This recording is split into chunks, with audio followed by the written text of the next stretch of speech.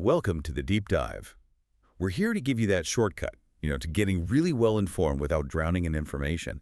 And wow, this past week in AI, it's been an absolute whirlwind, maybe the craziest we've seen this year. I think you might be right. It really feels like things are accelerating. Yeah, and while everyone's buzzing about like GPT-5 rumors or Google's Genie 3, there was a ton of other really important stuff that just kind of flew under the radar. So our mission today, cut through all that noise. We're going to pull out the key bits of knowledge, the real insights from all the sources you shared with us, basically give you the shortcut to knowing what actually matters. Expect some surprising facts, maybe a little bit of humor to keep it interesting. That's the plan. The pace right now is just extraordinary. New tools, big debates popping up almost daily, and they're shaping things in ways we didn't quite expect. It's a lot to track. So yeah, let's help connect those dots. Okay, let's dive in then. Section 1, notable cases. Let's unpack some of these new practical tool things you could potentially use right now. Stuff that turns regular images into something, well, extra. First up, Microsoft Copilot 3D. Right. So this is a free tool from Microsoft, and what it does is it takes a standard 2D image, like a JPG, a PNG, as long as it's under 10 megs, and it converts that into a 3D model. It's important to note this isn't text to 3D generation. It's specifically image to 3D, taking what's already there and giving it depth. Which sounds incredibly useful. Huh. I mean, the versatility. Right. You could use it for creating 3D assets for game development. Right, or miniature modeling. Yeah, exactly. Or 3D printing, even web design. Maybe turning some graphics into 3D elements for a site. Or pulling real objects into VR. That sounds cool. Mm-hmm. The sources mentioned some good examples, like someone made 3D hard-shell taco roller skates. Taco roller skates. Okay, creative. And also turning a photo of a real-world guitar into a virtual object. So practical stuff, too. But the speed, Yeah. that's what got me. Oh, yeah. It's really something. The system uses machine learning sophisticated stuff to basically infer the depth and shape from that flat image. And it does this in about, 15 to 20 seconds? 15 to 20 seconds. Yeah. That's nuts compared to what? Well, just think, maybe a year ago, something similar might have taken, half a day. Seriously, hours of processing. Wow. This leap, going from hours down to seconds. A lot of that is down to breakthroughs in things like neural radiance fields, NERF, and other, let's call them implicit neural representations. They're not just faster algorithms. They're fundamentally better at guessing the 3D geometry and the texture just from that 2D picture. Okay, so an analogy might help here. It's like, Yeah. imagine giving a photo to a really, really fast sculptor. Yeah, a super fast sculptor. And within seconds, they hand you back a clay model based on the photo. But, if the photo is really cluttered or busy. Then it's harder for the sculptor, right? They might guess wrong about the shape. Maybe they accidentally make a shadow part of the object itself. Or miss small details, Mhm. like the source mentioned maybe a broken guitar string wouldn't show up. Exactly. It's an inference process, so it's not perfect, but incredibly fast and useful for many things. So here's maybe a knowledge gap for you, the listener, to think about. What exactly are the algorithms, maybe beyond NERFs, that let these systems guess depth and shape from a flat image so incredibly fast? What were those specific breakthroughs that cut processing from hours to mere seconds? Something to dig into if you're curious. Good question. Okay, another interesting tool that popped up.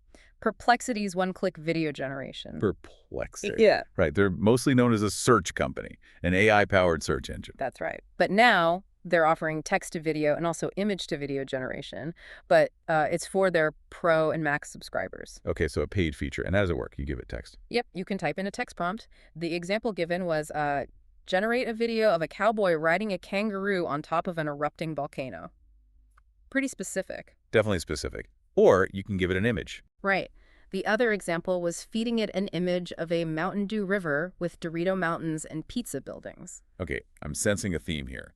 Very imaginative prompts. Seems like it. And from that prompt, text, or image, it generates an 8-second video. And it includes sound, too. 8 seconds with sound. And they have a prompt optimizer.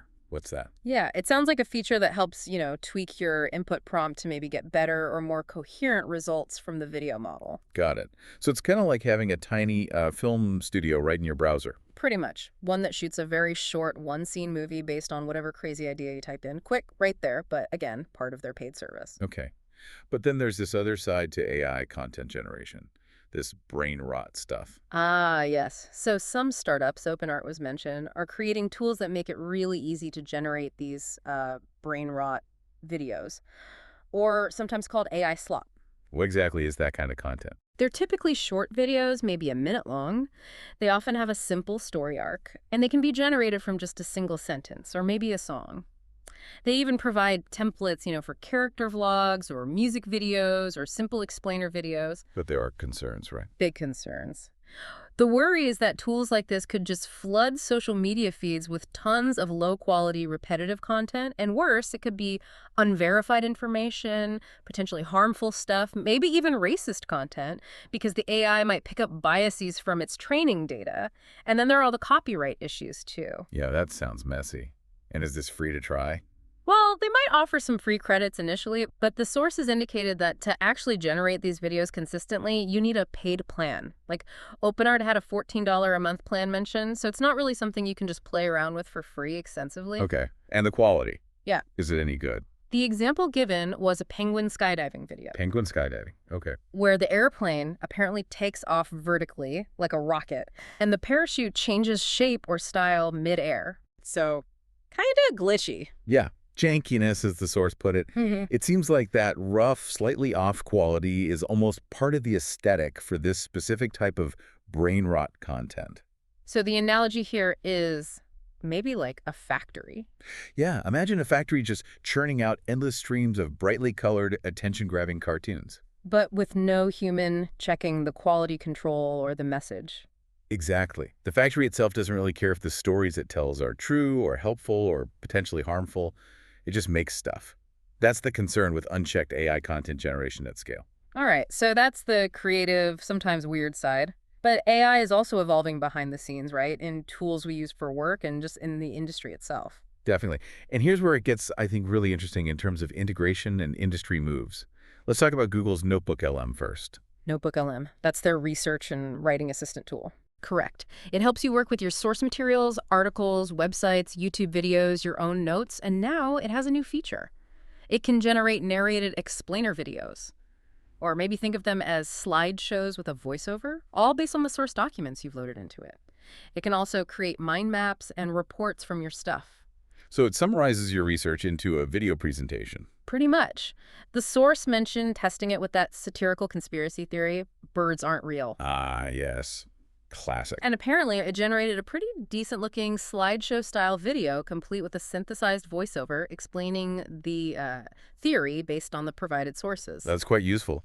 Is this using their top-tier video model, like V3? No clarification there. It seems to be using Google Vids, which is more geared towards this kind of presentation or slideshow format rather than their, more advanced cinematic video generation models. Okay. So the analogy might be like having a personal editor, someone who reads all your notes and then drafts a narrated presentation for you. That's a good way to put it. Automating that first draft of explaining your research. Okay, another big area, chat memory and privacy. This seems like a crucial step for making chatbots more useful. Absolutely. Both Google's Gemini and Anthropic's Claude now have features where they can remember past conversations. This gives them context so they can provide much more personalized and relevant responses over time. So Gemini remembers by default. Yes. Gemini's default setting is to remember details and preferences you've mentioned in previous chats. Makes the conversation feel more continuous, more natural. But, and this is important, they also introduced temporary chats. Like an incognito mode for chat. Exactly like that. Chats you have in this temporary mode are not saved, and crucially, they're not used to train Google's models. This directly addresses privacy concerns people might have about the bot remembering things across different conversations indefinitely. That's a smart addition. Was it fully rolled out? At the time the source was recorded, it was still in the process of rolling out, so something to check if you're using Gemini. And Claude.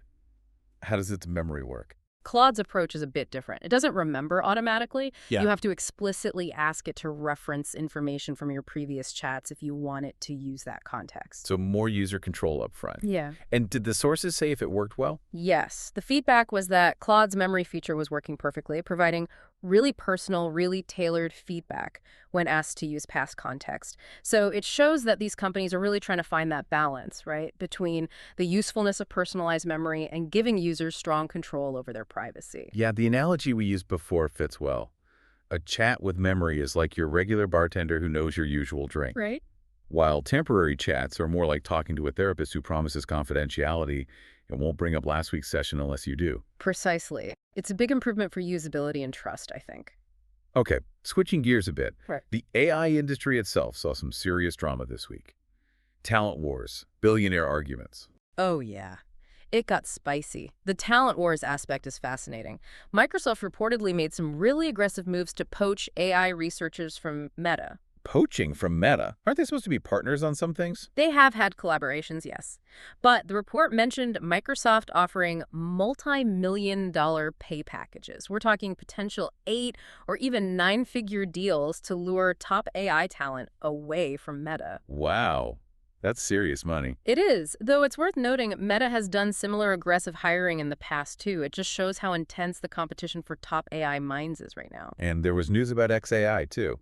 Elon Musk's company. Yes, Igor Babushkin, who was a co-founder of XAI, announced he was leaving. He's starting his own venture, apparently an AI safety-focused investment firm. Any drama there? Surprisingly, no public drama. Elon Musk actually responded publicly on X, thanking Babushkin for his contributions. Seemed amicable, at least on the surface. Okay, but the real drama was Musk versus Altman, right? Oh, definitely. A proper public spat unfolded on X, formerly Twitter. Musk accused Apple of antitrust behavior by favoring OpenAI in its integrations. And Sam Altman. Altman fired back, basically accusing Musk of manipulating X's algorithms or platform for his own benefit. Ouch. Did Musk respond to that? He did. He issued some kind of counter-challenge, and apparently even Musk's own AI, Grok, weighed in on the argument at some point. The AI is joining the billionaire beef. That's Meta. It really is. So what does this all mean? It just underscores the incredibly high stakes in the AI race right now. Talent, investment dollars, public perception, platform control, it's all being fiercely contested very publicly. Yeah, the analogy was perfect. For some people, watching billionaires argue on social media is basically the new reality TV. Sad, but maybe true for some. It's definitely dramatic. Okay, so that covers tools and industry drama. Let's move to Section 3, the advanced models themselves, virtual worlds, and even robotics. How are the core AI models actually progressing? Right. This is where we see the underlying engine getting more powerful. There were several notable model releases and updates. Google released Gemma 3. Now, this one has 270 million parameters, which sounds big, but in the grand scheme of things, it's actually a small, efficient model. So not meant to compete with giants like GPT-4 or 5. No, not at all. It's designed for local, fast operations. Think running efficiently on devices, maybe even phones, for specific tasks. Not a powerhouse for general complex reasoning. Gotcha. What else? Mistral AI put out Mistral Medium 3.1. The report suggests it offers, marginal but consistently better performance than its predecessor. Incremental progress. Okay. And then, Alibaba. They seem to be making big waves. They really are. First, their Qwen 2.5 Max model made headlines claiming it could outperform OpenAI's GPT-4o and another model, DeepSeek v3, on several standard benchmarks. Outperforming GPT-4o. That's a bold claim. It is. And then more recently, they unveiled the Qwen 3 family. This is interesting because it's described as a hybrid family of models. Hybrid. What does that mean? It means they have models ranging hugely in size, from a tiny 0.6 billion parameters all the way up to a massive 235 billion parameters. And they use a mixture of experts architecture, often called MOE. MOE. We've heard that term. How does it work again? Simply. Think of it like having a big team of specialists inside the AI. For any given task or question, the AI doesn't use its entire huge brain. Instead, it intelligently routes the problem to only the most relevant one or two experts' smaller parts of the network. So it's much more efficient, especially for the really big models. Exactly. It allows them to build these huge models that can handle really complex reasoning, but without the massive computational cost on every single query. They can tackle hard problems or give quick answers depending on what's needed. And these Qwen models, language support, training data. Impressive stats. They support 119 languages. And get this. They were reportedly trained on 36 trillion tokens of data. 36 trillion. That's almost hard to comprehend. It's a staggering amount of data. And it allows them to compete directly with the biggest Western labs. Alibaba is claiming their results are competitive against models like OpenAI's O3 Mini and Google's Gemini 2.5 Pro. And these are open models, right? Or some are. Many of Alibaba's models, including parts of the Qwen family, are released as open weights, or at least are more accessible than the closed models from OpenAI or Google. This is really heating up the competition. This open source push, especially from Chinese labs, is putting significant pressure on the US-based labs. It's also influencing policy discussions like those around chip restrictions. It's fostering a truly global race where advanced AI is getting cheaper and more accessible much faster. Which leads to price wars, I guess. Precisely. The source mentioned DeepSeek, another Chinese AI company, released its R1 model, and that apparently triggered major price cuts from other providers in China. We're talking tokens costing a fraction of a cent. Wow. So accessibility is increasing rapidly, at least in some markets. How are the big Western players responding? Interesting moves there, too. ChatGPT apparently brought back access to its older GPT 4.0 model, reportedly because many users preferred it over the initial versions or behaviors of GPT-5, or perhaps the current GPT 4.0. User preference still matters. And XAI with Grok. Yes, XAI made Grok 4 free for everyone worldwide. This seems like a pretty direct response to OpenAI making GPT 4.0, which some initially called GPT-5, available for free, tit for tat. And Grok is getting upgrades, too. Supposedly. The next version, Grok 4.20, is slated to be natively multimodal. Meaning it can handle images, audio, video directly, not just text. That's the idea. Processing those different types of data inherently rather than relying on separate helper models, that could be a significant step up. Okay, one more model update. Anthropic's Claude. Big context window news. Huge context window news. Claude Sonnet 4 now supports up to 1 million tokens of context. 1 million tokens. That's massive. You could feed it entire books. You probably could. It allows for incredibly deep analysis of very long documents or conversations. But there are caveats. Okay. What are they? First, this 1 million token capability is currently only available through their API, the interface for developers. It's not something you can just use directly in their standard web chatbot interface yet. Got it. API only for now. Anything else? And pricing. While it supports up to 1 million tokens, the cost per token increases significantly once you go beyond the standard 200,000 token window. So using that full million tokens will be quite expensive. Right. Still, it pushes the boundaries. So another knowledge gap question for you listening. How is this intense competition, especially from open source or open weight models coming out of places like China, actually reshaping the global AI landscape? What are the long-term implications for who can access and afford cutting-edge AI? That's a big one to watch. Absolutely. Okay, moving from language models to something even more futuristic. World models. World models, like creating entire virtual worlds with AI. Essentially, yes. Google DeepMind unveiled Genie 3. This is a system that can generate real-time, interactive, and quite photorealistic environments just from a text prompt. Real-time and interactive, how does that work? It renders the scene at about 24 frames per second, so it looks smooth, like a video game. It maintains visual consistency over minutes, which is hard. And crucially, it reacts instantly if you try to navigate within the generated world or give it new text commands to change things. Wow. What's the point of creating these AI worlds? DeepMind sees this as a really big step towards artificial general intelligence, or AGI. The idea is these generated worlds can serve as limitless training grounds. AI agents or even robots can learn about physics, planning, interaction, cause and effect by practicing safely inside these simulations before trying things in the real world. So like a super advanced simulator for AI training. Exactly. Elon Musk even jumped in, predicting we'd see fully AI-generated video games perhaps as soon as next year, likely inspired by tech like this. The analogy here feels like a video game engine, but on super steroids. That's a great way to put it. It doesn't just render the world based on pre-made assets. It understands the world it's creating and can react dynamically to instructions or actions within it.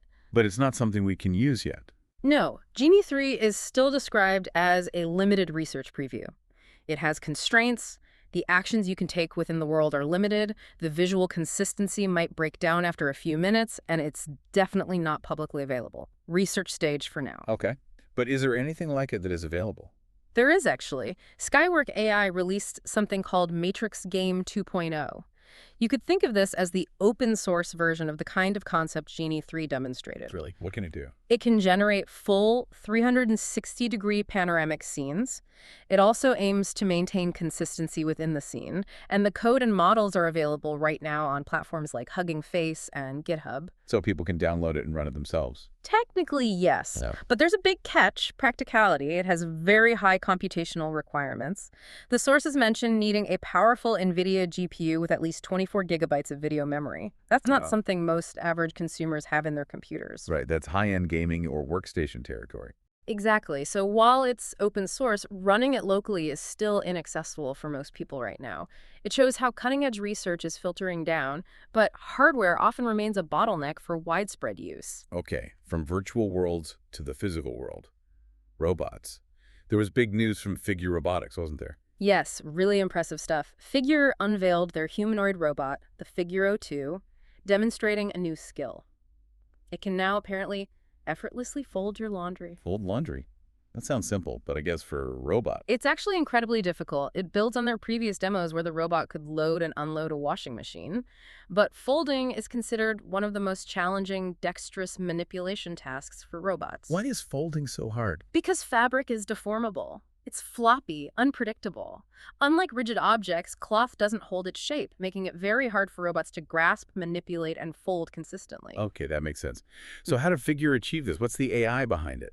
It's powered by Figure's new AI model called Helix. Helix is what's known as a VLA model, Vision Language Action, Vision, language, action. Meaning. meaning it integrates perception, seeing the laundry, language comprehension, understanding a command like fold this shirt, and learned motor control, actually performing the folding actions, all into one system. It allows the robot to follow natural language instructions and adapt its actions. So Helix is the robot's brain, basically. You could say that. What's neat about Helix is that it reportedly uses a single set of neural network weights, like a single core program, to handle multiple different behaviors, and it's designed to run efficiently on low-power GPUs embedded within the robot itself. How does it manage both understanding language and doing complex actions? It uses a two-system approach inspired by human cognition theories. There's a fast System 1, which is a visuomotor policy, basically, direct seeing to doing for rapid actions, and then there's a slower, more deliberative System 2.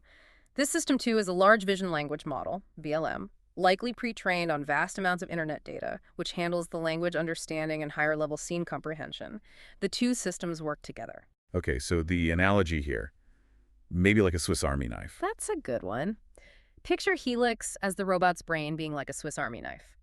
It has different tools, fast action, slow understanding, but they all share the same handle, the same core network, and can be switched between as needed. That makes sense. And this represents real progress towards what? Robots doing chores. Exactly. This demonstration marks pretty significant progress towards robots that can actually perform complex, delicate household chores.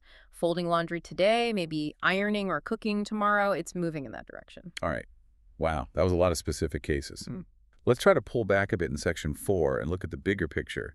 What are the current patterns and trends we're seeing from all this? Yeah, connecting the dots is key here. What's fascinating is how these individual stories really weave together into a larger narrative about AI's evolution right now. We can see some clear patterns emerging. First, there's this undeniable trend of AI integration into everyday tools. Think about it. Advanced generative features aren't just standalone novelties anymore. They're being seamlessly embedded into productivity apps like Google Notebook LM, into search like Perplexity, and into chatbots like Gemini and Claude, making them more powerful and personalized. Okay, integration. What's next? Second, the rise of open source competition. This is huge. We saw it with Alibaba's Qwen models, DeepSeek's impact on pricing. The availability of powerful open weight models is lowering barriers to entry globally. It's fueling intense price wars and really democratizing access to advanced AI capabilities far beyond just a few big labs. Right, the global aspect is important there. Third trend. Third, there's a clear focus on embodied AI.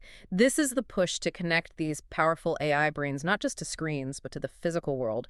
We see it with the Figure 02 robot learning to fold laundry, needing that vision language action model. And we also see it with the world models like Genie 3, creating virtual proving grounds for these embodied agents to learn before they interact with our world. It's about AI learning by doing, whether physically or virtually. Embodied AI. Okay. And fourth, ethics and safety seem prominent. Absolutely. Fourth trend, escalating ethical debates and safety focus. The industry drama, we talked about the talent poaching, the billionaire beefs underneath that is a current of intense competition, yes, but also increasing attention on governance, on AI alignment, on privacy controls like Gemini's temporary chats. Safety and ethics are no longer side discussions, they're central. And the last pattern you mentioned. Fifth, and maybe a bit worrying, is the growing concern over low-quality content. The emergence of tools that easily create AI slop or brain rot videos highlights a significant challenge. How do we manage the potential flood of unverified, low-quality, or even harmful AI-generated media online?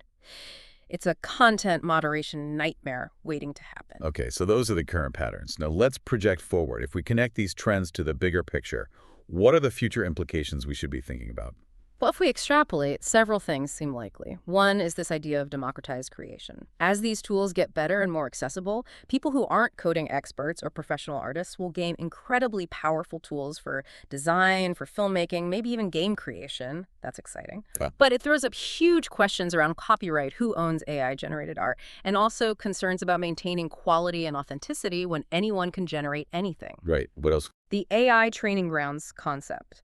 These virtual worlds, like the ones Genie 3 can create, are going to massively accelerate the development of more capable AI, potentially speeding up the timeline towards AGI, which makes getting the safety and alignment right even more critical and urgent. So faster progress, higher stakes on safety. Exactly. And that ties into the global AI race. The intense competition, especially with strong open source contributions from places like China, will likely continue to escalate. This could potentially shift the global center of gravity in AI development over time, and it forces policymakers everywhere to grapple with how to encourage innovation while establishing ethical guardrails and controls. A tricky balancing act for sure. And the last implication about us, humans. Yes, perhaps the most personal one, evolving human-AI relationships. As AI systems gain memory, like Claude and Gemini, and become more personalized, and especially if we start exploring ideas like Hinton's maternal instincts, we could find ourselves forming quasi-relationships with these non-human intelligences. Quasi-relationships, Yeah. like emotional bond. Potentially.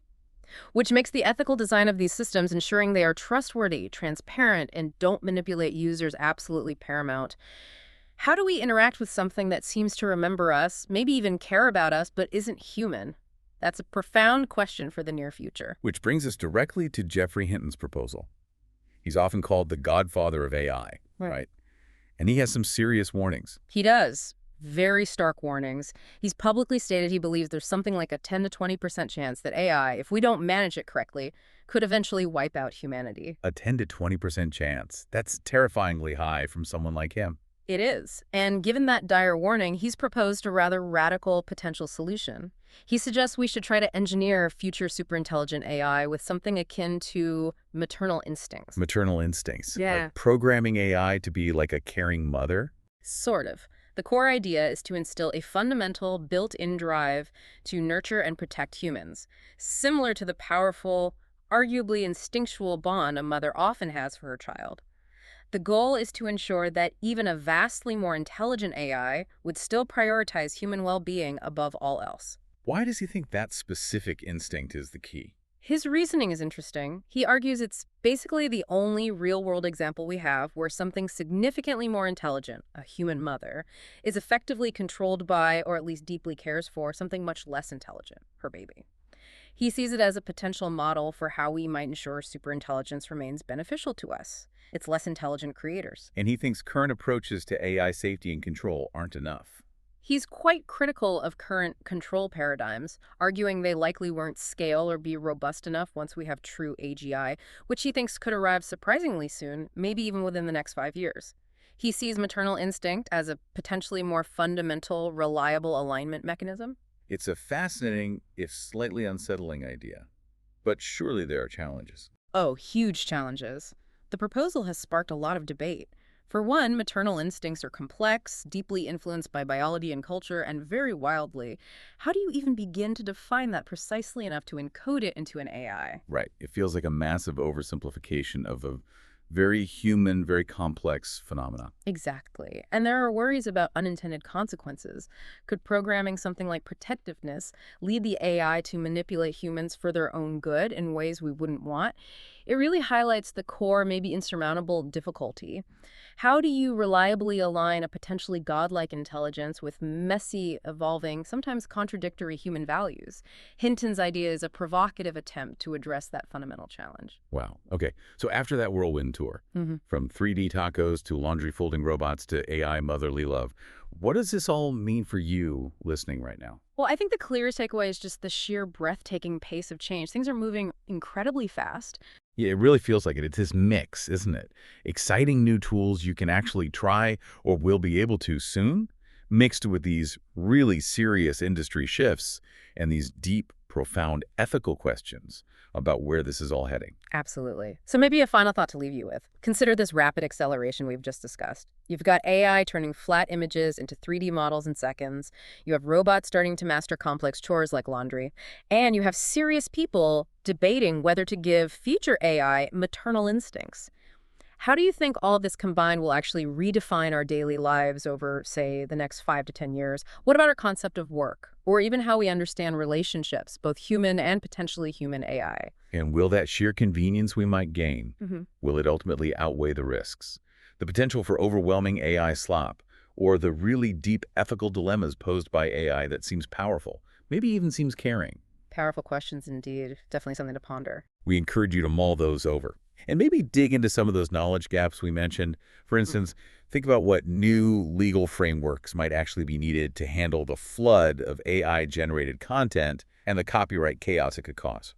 Or on the technical side, what are the real hurdles, the physics, the algorithms to making these incredibly powerful AI models genuinely small and efficient enough to run effectively on the phone in your pocket or the laptop on your desk without needing massive cloud servers or specialized hardware?